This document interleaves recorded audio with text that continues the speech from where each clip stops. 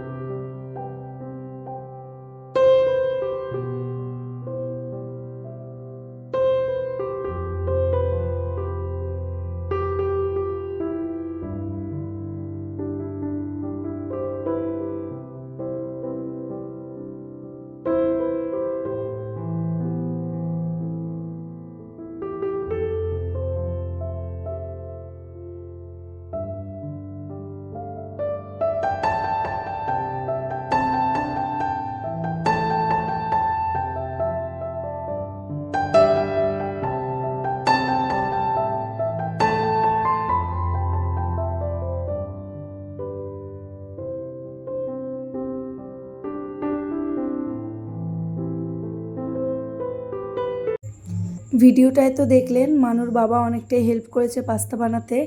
যেহেতু দেরি হয়ে যাচ্ছিল, মানু ঘুম থেকে উঠছিল না, আর ওকে ঘুম থেকে তুলে ব্রাশ করিয়ে দুধ বা ম্যাগি এসবও কিছু একটা খাইয়ে দিই, যাতে মানে ও স্কুলে গেলেও টিফিন টাইম অবধি যাতে পেটটা ওর ভরা থাকে।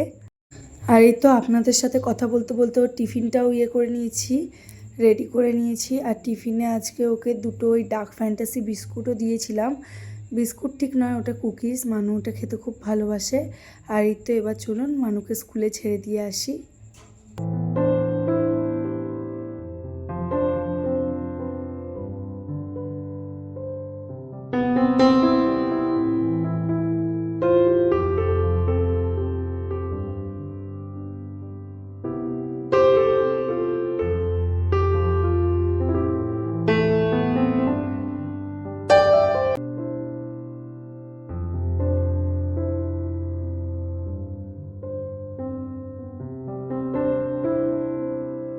আর এই তো এখন মানুকে স্কুলে ছেড়ে এসে বিছানাটা ঝেড়ে নিয়েছি, আর মেঝেটা একটু ঝাড়ু মেরে নিচ্ছি।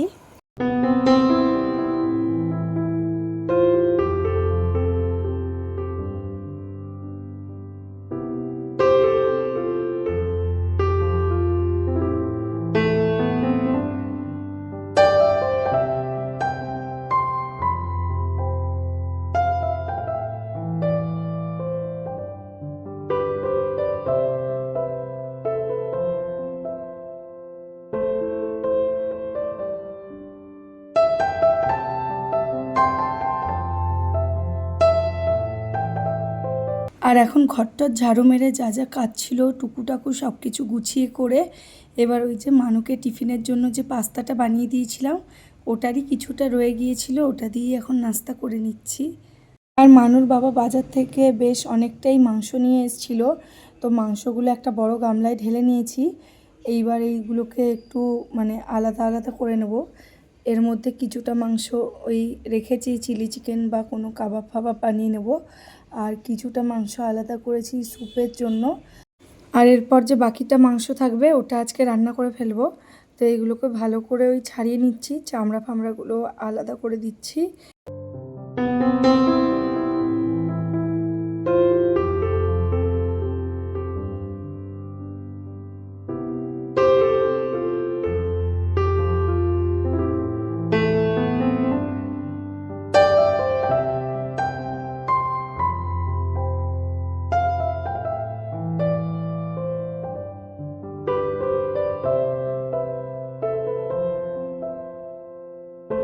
আর এইসব ছোটোখাটো টুকিটাকি কাজ করতে করতে আমার ওই অনেকটাই বেলা হয়ে গিয়েছিল। এখন ওই সকাল 11টা 20-25 এরকম হয়তো বাজছে। আর এরই মাঝে মানুর বাবা একবার মানুকে স্কুল থেকে নিয়ে এসছে, তো মানুর জন্য ম্যাগিটা এখানে বানিয়েছি। আর মানুকে খাইয়ে স্নানও করিয়ে দিয়েছি। আর ওর বাবা ওইদিকে মাংসটা রান্না করছে, ততক্ষণে আমি মানুকে এখানে একটু ওই হোমওয়ার্কগুলো করিয়ে নিচ্ছি। আর এখানে স্কুলেরও হোমওয়ার্ক আছে আর টিউশনের হোমওয়ার্কটাও করিয়ে নেব।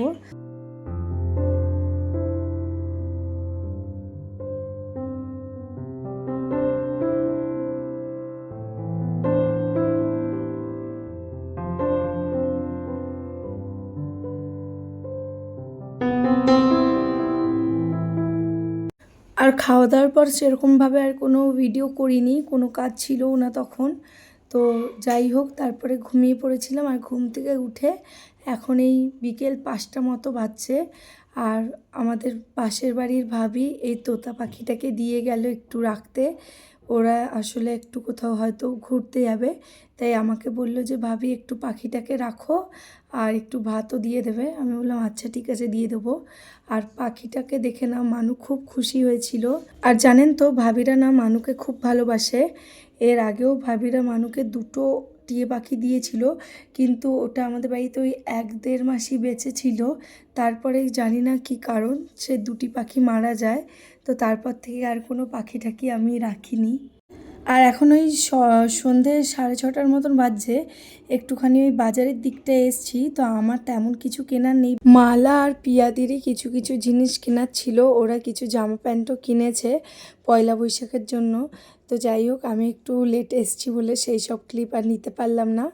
আর এই তো এবার আমাদের বেশ অনেকটাই কিছু কেনাকাটা হয়ে গেছে। এখন আমরা ওই পিয়াদির গাড়ির কাছটায় যাচ্ছি। মালার বাড়ির ওখানে পিয়াদি গাড়িটা রেখেছিল, আর আমি বলছিলাম যে আমায়ও একটু ছেড়ে দিও তাহলে পিয়াদি।